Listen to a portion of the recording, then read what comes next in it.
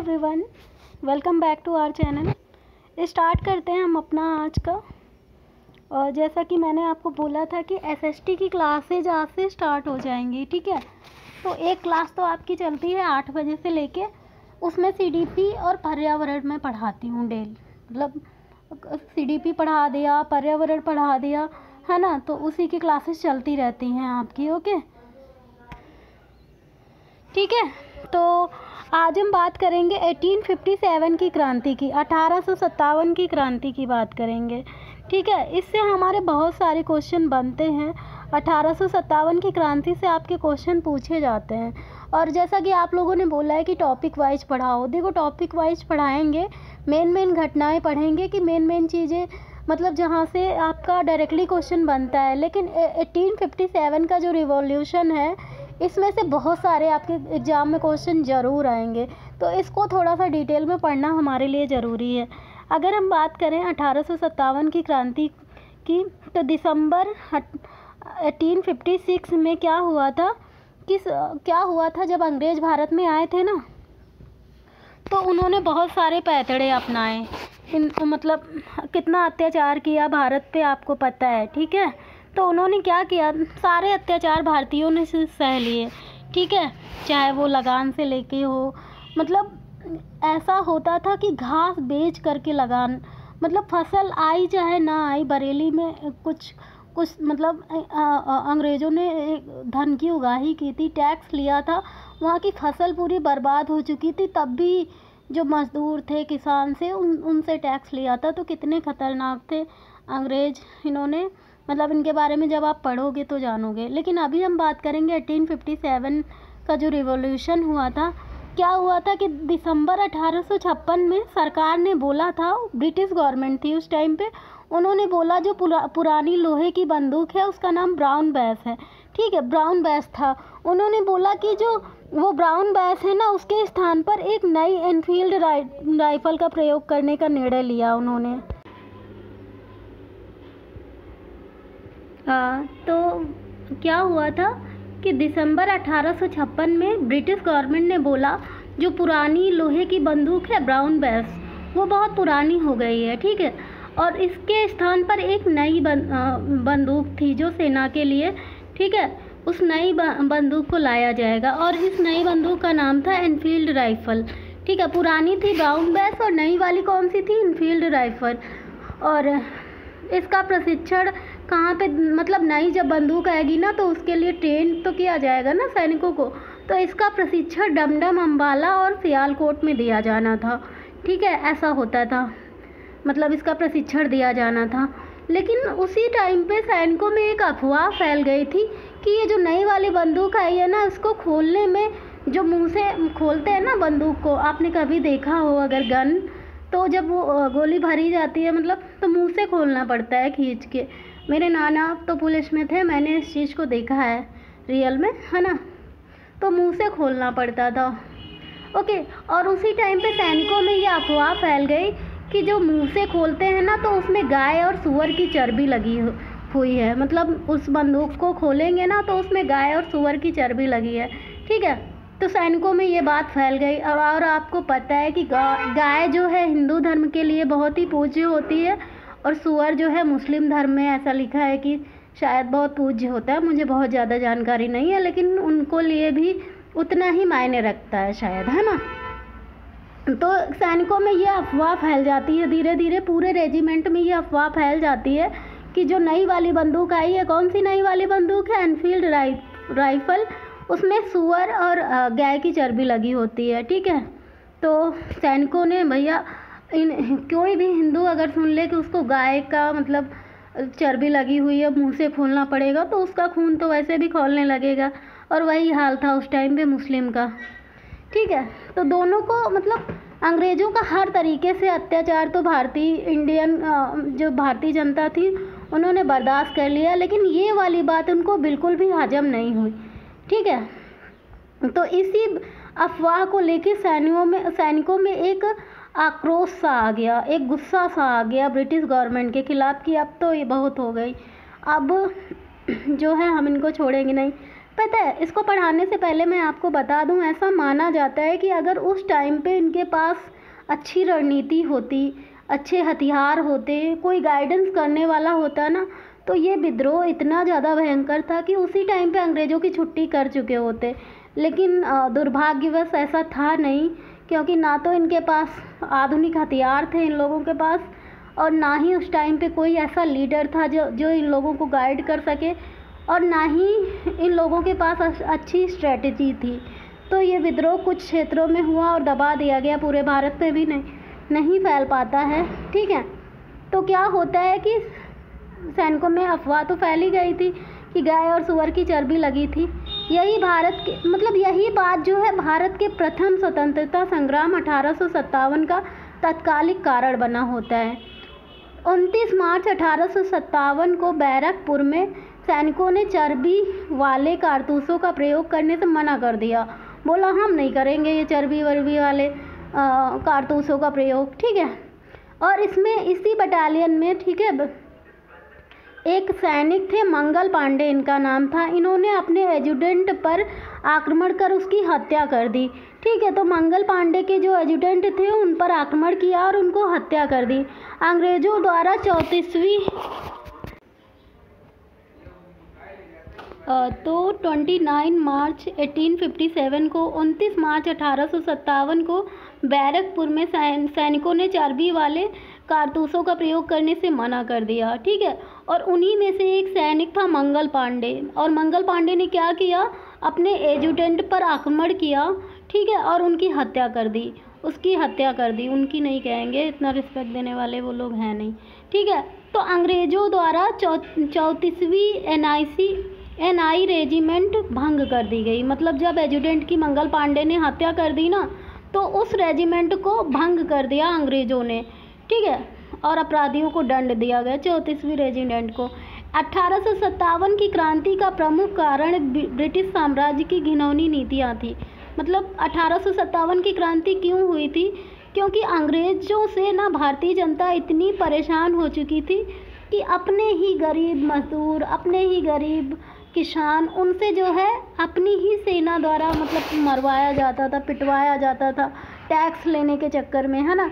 जैसे कि भारतीय लोगों को ही इंडियन आर्मी में उन्होंने भर्ती कर रखा था। ठीक है, और उन्हीं लोगों को, अपने ही परिवार के लोगों को मारने के लिए भेजते थे कि अगर वो टैक्स नहीं दे रहे हैं तो उनको उठा के ले आओ, जेल में बंद कर दो, कोड़े मारो, है ना। तो अपनी ही जनता के द्वारा अपनी ही जनता पर अत्याचार करवाया जा रहा था अंग्रेज़ों द्वारा। ठीक है, अब इतना ज़्यादा वो हो चुका था। तो 1857 की क्रांति का प्रमुख कारण क्या था, ब्रिटिश साम्राज्य की घिनौनी नीतियाँ थी, जिससे तंग आकर अंततः विद्रोह जो है एक ज्वालामुखी के रूप में फट गया। ठीक है, एंग्लो इंडियन इतिहासकारों ने, मतलब जो एंग्लो इंडियन इतिहासकार थे, ठीक है, उन्होंने बोला है कि सैनिक असंतोषों तथा चर्बी वाले कारतूसों को ही 1857 के महान विद्रोह का सबसे प्रमुख तथा महत्वपूर्ण कारण माना जाता है। मतलब जो एंग्लो इंडियन इतिहासकार थे, देखो एंग्लो इंडियन का मतलब क्या होता है, जिसका फादर जो है फॉरेनर हो और मदर इंडिया की हो। ठीक है, उसको एंग्लो इंडियन बोलते हैं। इंडियन का मतलब मदर तो इंडिया की है और फादर जो है फॉरेन का है, बाहर का है। ठीक है, तो उस ऐसे लोगों को बोलते हैं एंग्लो इंडियन। इतनी बात समझ में आई आपको। तो क्या हुआ था कि एंग्लो इंडियन इतिहासकार ऐसा मानते थे कि मतलब ये ऐसा था, परंतु भारतीय इतिहासकारों का कहना था कि चर्बी वाले कारतूस ही इसका रीज़न नहीं थे। मतलब केवल एक ही कारण नहीं था कि चर्बी वाले कारतूसों से जो है सैनिक गुस्सा हो गए थे, बहुत सारे कारण थे, सामाजिक, आर्थिक, धार्मिक, राजनीतिक, बहुत सारे कारण थे। अच्छा, सामाजिक कारण क्या था? सामाजिक कारण ये था कि भारतीय जनता पर इतना ज़्यादा जो है अत्याचार किया जा रहा था। सामाजिक कारण ये था कि भारतीय राजा महाराजाओं की पदवी जो है अंग्रेज़ों द्वारा छीन ली गई थी। ठीक है, आर्थिक कारण क्या था? आर्थिक कारण ये था कि अंग्रेज़ों द्वारा जो है धन की उगाही की जा रही, तो सारा धन ब्रिटेन में भेजा जा रहा था। ठीक है, अपने देश में बहा के ले जा रहे थे। ठीक है, इसी को ब्रेन ड्रेन थे मतलब कहा जाता है। यहाँ का जितना भी धन है वो यहाँ से बाहर जा रहा था। ठीक है, सांस्कृतिक कारण क्या थे? सांस्कृतिक कारण तो आपने देख ही लिया, चर्बी वाले गाय और सूअर के चर्बी वाले कारतूस, ठीक है। यहाँ की जो प्राचीन परंपराएं थी, ठीक है, उनको नहीं माना जा रहा था। और वो जो अंग्रेज़ थे अपनी मिशनरी भावना का प्रचार कर रहे, तो ये सारे रीजन थे 1857 की क्रांति का। भारतीय इतिहासकारों का ऐसा मानना था, ठीक है। अब हम बात करते हैं, हाँ, सामाजिक आर्थिक हो चुका, ठीक है। 1857 की क्रांति का प्रारंभ 10 मई को मेरठ से हुआ था। कहाँ से हुआ था? मेरठ से हुआ था, ठीक है। तो ये क्वेश्चन आपके एग्जाम में पूछा जाएगा कि 1857 की क्रांति कहाँ से शुरू हुई थी? मेरठ से शुरू हुई थी। 3री कैवेलरी रेजिमेंट के सैनिकों ने चर्बी युक्त कारतूसों को छूने से इनका, ये सब नहीं पूछा जाएगा, बस वो ब्राउन बैस के स्थान पर एनफील्ड राइटर 29 मार्च 1857 10 मई को मेरठ से शुरू हुई। मेन चीज़ें आपके एग्ज़ाम में पूछी जाएंगी, लेकिन फिर भी मैं आपको याद करना इतना आसान लगे इसलिए थोड़ा सा स्टोरी टाइप में बता भी देती हूँ, ठीक है।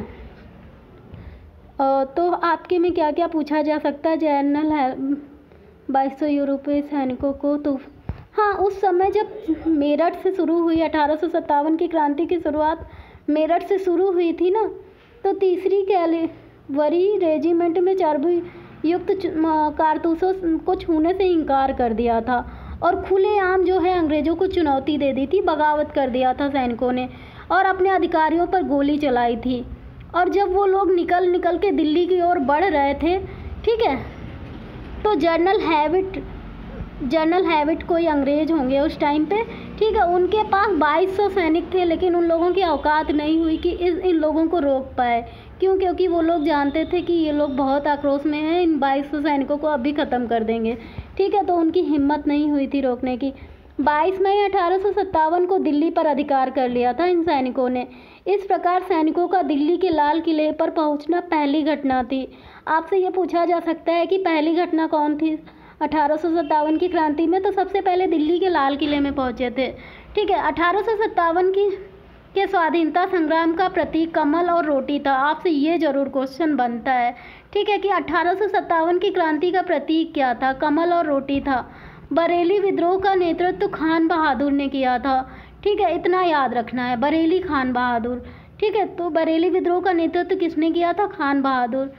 1857 की क्रांति के समय मुगल सम्राट बहादुर शाह द्वितीय ने उन्हें वायसराय के पद पर नियुक्त किया था। खान बहादुर, देखो मुगल सम्राट कौन थे? बहादुर शाह द्वितीय थे, बहुत बूढ़े हो चुके थे, ठीक है। तो उस समय उनसे सत्ता संभाली तो जा नहीं रही थी क्योंकि उनकी एज काफ़ी ज़्यादा हो चुकी थी, इसलिए खान बहादुर को वायसराय नियुक्त किया था। किसने नियुक्त किया था? बहादुर शाह ने नियुक्त किया था। ये क्वेश्चन भी बनता है कि 1857 के समय वो वायसराय कौन बना? खान बहादुर बना। किसने बनाया? बहादुर शाह ने बनाया, वही बहादुर शाह जफर, है ना। रानी लक्ष्मीबाई का मूल नाम, मतलब इनका एक्चुअल नाम क्या था? मणिकर्णिका था। इनका नाम क्या था? रानी लक्ष्मीबाई का मणिकर्णिका था, ठीक है। तो इनका जन्म कहाँ पे हुआ था? वाराणसी से थी ये, ठीक है। इतनी बात याद रखना है कि रानी लक्ष्मीबाई वाराणसी से थी, ठीक है। और उनके पिता मरणोपरांत झांसी के महाराजा गंगाधर राव के दरबार में गए और 13 वर्ष में उनका विवाह हो गया था गंगाधर राव के साथ में, ठीक है। तो रानी लक्ष्मीबाई की अगर हम समाधि की बात करें तो वो कहाँ बनाई गई? ग्वालियर में बनाई गई। और जन्मस्थली कहाँ की है? वाराणसी की। ये बातें इंपॉर्टेंट है, आप याद रखना, ठीक है। रानी लक्ष्मीबाई के अंतिम मराठा गंगाधर राव की विधवा थी। जब किसी उत्तराधिकारी के अभाव में राजा गंगाधर राव की मृत्यु हो गई। ऐसा हुआ था कि इनके कोई संतान नहीं थी, ठीक है। तो उत्तराधिकारी के अभाव में डलहौजी क्या करते थे? जिन राजाओं की कोई संतान नहीं होती थी उनका पूरा राज्य हड़पने की कोशिश करते थे, ठीक है। तो डलहौजी ने व्यक्तिगत सिद्धांत के अनुसार 1853 में झांसी का ब्रिटिश साम्राज्य में विलय कर लिया था, ठीक है। बहुत सारे राज्यों का विलय किया था, जैसे झांसी, सतारा, है ना, हैदराबाद, इन सब राज्यों का विलय कर लिया था, ठीक है।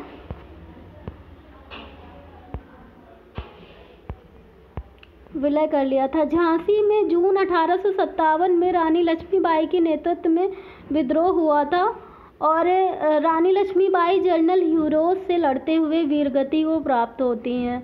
ठीक है, 17 जून। तो अगर आपको मतलब पूछा जाए ऐसा एग्जाम में कि झांसी विद्रोह का नेतृत्व किसने किया, तो पहली बात रानी लक्ष्मीबाई। कब हुआ था, ज़्यादा से ज़्यादा थोड़ा टफ पूछेंगे तो जून 1858 को। ठीक है, तो इनकी वीरता को देखते हुए ना, जब ये मतलब वीरगति को प्राप्त होती हैं, ह्यूरोज बोलते हैं कि भारतीय विद्रोहियों में यहाँ पर एक सोई हुई औरत अकेली मर्द है, क्योंकि वहाँ पे मतलब ये अकेली नेतृत्व मतलब यही नेतृत्व करता थी। अगर पुरुष वर्ग भी चाहता तो मतलब सपोर्ट में जीता जा सकता था, लेकिन अंग्रेज़ों की उस समय नीति ही इतनी ख़राब थी कि क्या ही बताऊं। लेकिन यहाँ के आधे राजे रजवाड़े भी अंग्रेज़ों से मिले हुए थे, अभी आगे पढ़ेंगे हम लोग। लखनऊ अवध विद्रोह अगर बात करें तो लखनऊ विद्रोह का नेतृत्व बेगम हजरत महल और उनके पुत्र बिजरिस कादिर ने किया था। ठीक है, और लखनऊ विद्रोह का नेतृत्व किसने किया था, अंग्रेज़ों की साइड से कैंपवेल ने किया था। ठीक है, लखनऊ विद्रोह में इधर इंडिया की साइड से कौन सा था, बेगम हजरत महल, और अंग्रेज़ों की साइड से कौन था, कॉलिन कैंपवेल थे। ठीक है, और इन्होंने गोरखा रेजिमेंट की सहायता से लखनऊ पर अधिकार कर लिया था। कानपुर में 5 जून 1857 को विद्रोह हुआ था। आपसे ऐसा क्वेश्चन पूछा जाएगा कि कानपुर विद्रोह का नेतृत्व किसने किया था, नाना साहब। ठीक है, नाना साहब का मूल नाम क्या होता है, वास्तविक धोंदो पंत होता है। ठीक है, और इन्होंने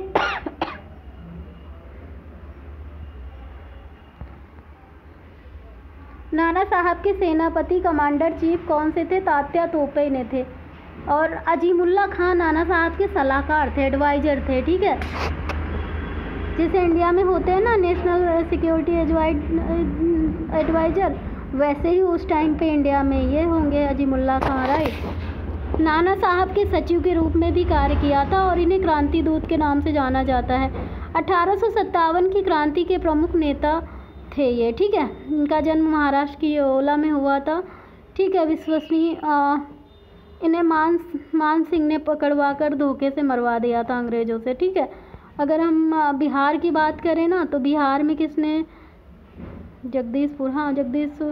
बिहार में कुंवर सिंह ने नेतृत्व किया था। ठीक है, असम में 1857 ये सब ने मनीराम दत्त ने किया था, लेकिन आपके एग्जाम में नहीं पूछा जाएगा, इतना नहीं पूछा जाएगा।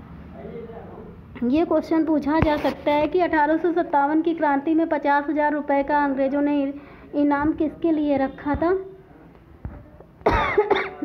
यही अहमदुल्ला के लिए रखा था। ठीक है, इन्होंने बहुत साहस दिखाया था, अंग्रेज़ों के विरुद्ध बहुत विद्रोह किया था। ठीक है, क्रांति की थी अंग्रेज़ों के विरुद्ध। 1857 के विद्रोह का आंखों देखा वर्णन किसने देखा है, मतलब कौन से शायर ने देखा है, तो मिर्ज़ा गालिब ने। ठीक है, मिर्ज़ा गालिब का जन्म आगरा में होता है। ये सारी चीज़ें हो गई आपकी। मेरी बैटरी भी जा रही है धीरे धीरे फ़ोन की, है ना, लेकिन अब ख़त्म होने वाला है। स्वतंत्रता संघर्ष में ग्वालियर के सिंधिया ने अंग्रेज़ों की बहुत सहायता की थी। 1857 की क्रांति में जो ग्वालियर के सिंधिया समुदाय थे, है ना, ग्वालियर के सिंधिया, उन्होंने अंग्रेज़ों की तरफ से सपोर्ट किया था, मतलब इंडिया की तरफ से नहीं, अंग्रेज़ों की तरफ से। ठीक है, ग्वालियर के मंत्री सर दिनकर राव और हैदराबाद के मंत्री सलार जंग की राजभक्ति की बहुत सराहना की है। किसने की है, यूरोपीय इतिहासकारों ने की है, क्योंकि इन्होंने यूरोपीय का साथ दिया था। ठीक है, संकट के समय कैनिंग ने कहा था यदि सिंधिया विद्रोह में सम्मिलित हो जाते, अंग्रेज़ों का ऐसा मानना था कि उस टाइम के जो राजा रजवाड़े थे ना, जैसे सिंधिया, ये लोग भी शामिल हो जाते ना, तो अंग्रेज़ों को 1857 में ही बोरिया बिस्तर बांध के निकल जाना पड़ता। लेकिन ये लोग तो भाई अंग्रेज़ों के साथ ही मिले हुए थे, है ना। तो यही बातें हैं, आज ही हमारा ख़त्म हो जाएगा। सिंधिया, ग्वालियर के सिंधिया, होलकर, हैदराबाद के निज़ाम, जोधपुर के राजा, भोपाल के नवाब, पटियाला के राजा, जींद के सिख, पंजाब के दूसरे सिख, ये सब लोग जो हैं क्या थे, अंग्रेज़ों की साइड ही मिले हुए थे। ठीक है, तो कैनिंग ने बोला था कि उस टाइम मतलब क्या था, ये शासक थे तूफान की आंखें एक बांध की तरह से थे। मतलब कोई नदी बह रही हो ना और वहाँ पे बांध लगा दिया जाए जिससे उसका पानी ना बह पाए, ठीक है। तो इन लोगों का काम जो था, ये राजे रजवाड़ों ने उसी तरह काम किया था। 1857 का विद्रोह इतना खतरनाक था कि अंग्रेज उसी टाइम पे भाग जाते, लेकिन इन लोगों ने अंग्रेज़ों को ही सपोर्ट किया था, जिससे ये विद्रोह दब गया था, ठीक है। 1857 के विद्रोह के समय भारत का गवर्नर जनरल कौन था? मोस्ट इम्पॉर्टेंट क्वेश्चन, यहाँ से क्वेश्चन बनेगा आपका, ठीक है। तो 1857 के समय गवर्नर जनरल लॉर्ड कैनिंग थे। कौन थे? कैनिंग थे, ठीक है। कैनिंग ने इलाहाबाद को मुख्यालय बनाया था, राइट।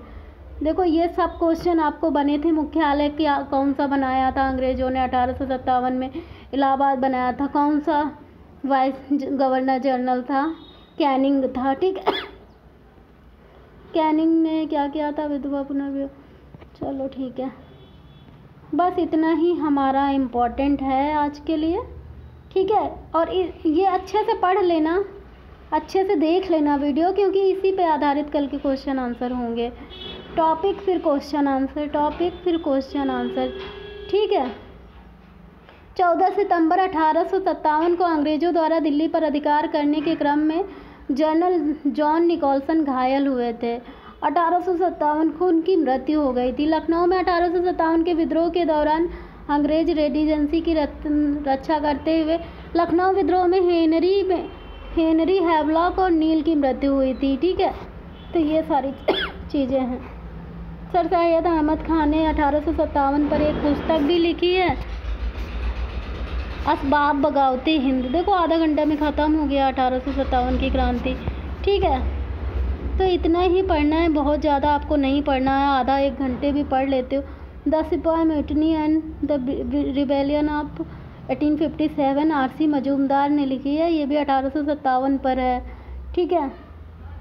और बस इतना ही पढ़ते हैं, और इससे ज़्यादा हाँ 1857 में बाद में जो सेना का नवगठन किया था ना अंग्रेज़ों ने, ये सेना को हटा के दूसरी सेना बनाई थी, उसके लिए पील आयोग का गठन किया था। ये चीज़ अभी आपको याद रखनी है, बस इससे ज़्यादा आपका क्वेश्चन बनेगा ही नहीं, ठीक है।